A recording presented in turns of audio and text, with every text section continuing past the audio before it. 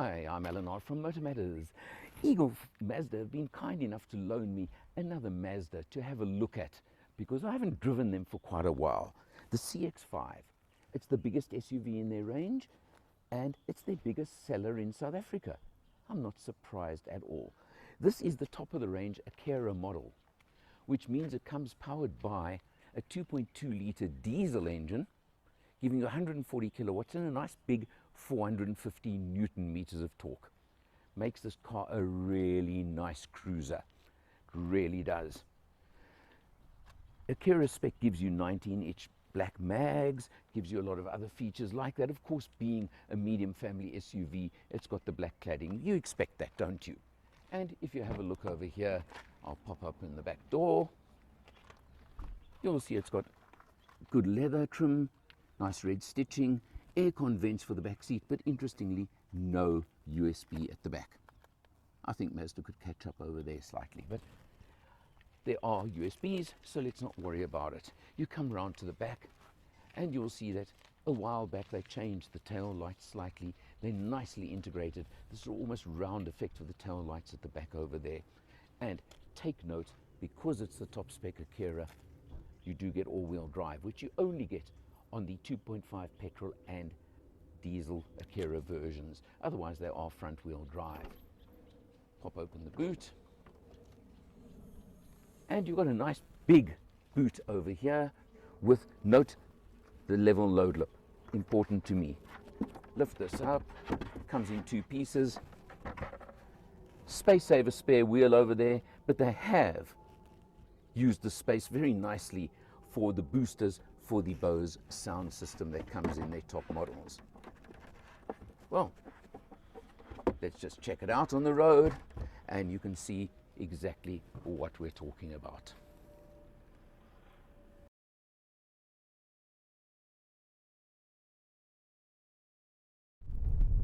On the road through our suburb, as has become our norm for driving on these reviews now, the CX-5 has always been nice and smooth, nice and comfortable, and like the other Mazdas, the premium feel. Well, this is the oldest model probably in the range right now that we have in South Africa. There is a new CX-5, I think, that's been launched overseas, and there are CX-50s and 60s and others coming, and there's talk of them coming to South Africa. I really hope they do, because this, as a medium family SUV, ticks lots of boxes in my book. It really does. And of course, it's the diesel engine in this one. And interestingly, the only model with the diesel is this top spec Akera version. So you've got all your soft touch spots, you've got the luxury, you've got the comfort, you've got USBs, you've got all these things you want, and they're there for you. And of course, Akera, what Akera does, the top spec version, is it gives you the full safety spec as well, and the full safety suite. So you've got lane departure warning, you've got lane keep, you've got active cruise control, you've got a rear cross traffic warning. I think you know what I mean. You've got all of those features that come only on these top models. And the interesting fact about that is, of course, the price gap between the bottom of the range and this top of the range model. And that's always very, very interesting to me, because believe it or not, you can get a manual 2-litre petrol version for 515,000 Rand, and you can get into this one, same body, not the same engine.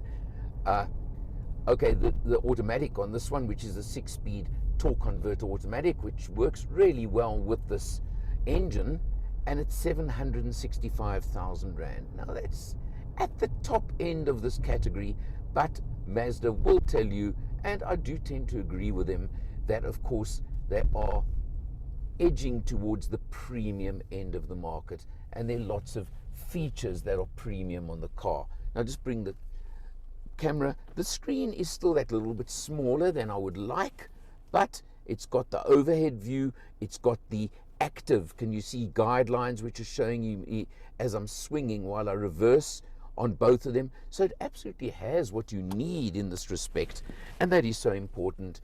And then just while we're here, I said it's a normal 6-speed torque converter automatic. You've got the navigation for your touch screen for all the different functions over here that will toggle, and a neat feature is the volume control over there for passengers, which I think is something that a lot of others could follow. Over here, let's just have a look quickly. You've got proper controls for your aircon, not through the screen, and I always like that. Now this has been a short test, so we've done 140 kilometers so far, urban driving, a tiny bit of freeway, but no open road.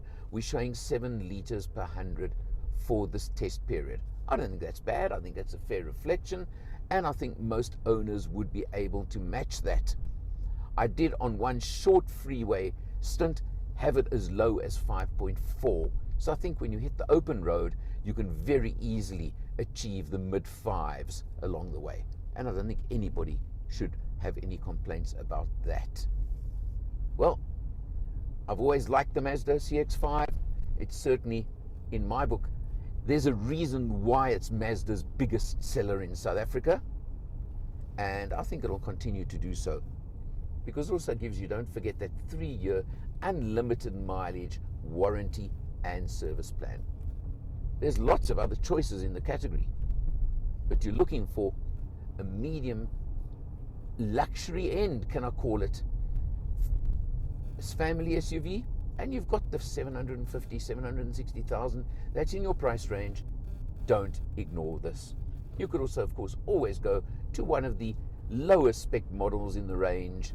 Go with the 2-liter petrol engine, not have all-wheel drive, which in this case is purely a safety function in my book, but you can do it and you'll still get the quality, you'll still get the ride, and you'll still get that Mazda quality. For Motor Matters and Eagle Mazda, I'm Alan R. I'll see you next time.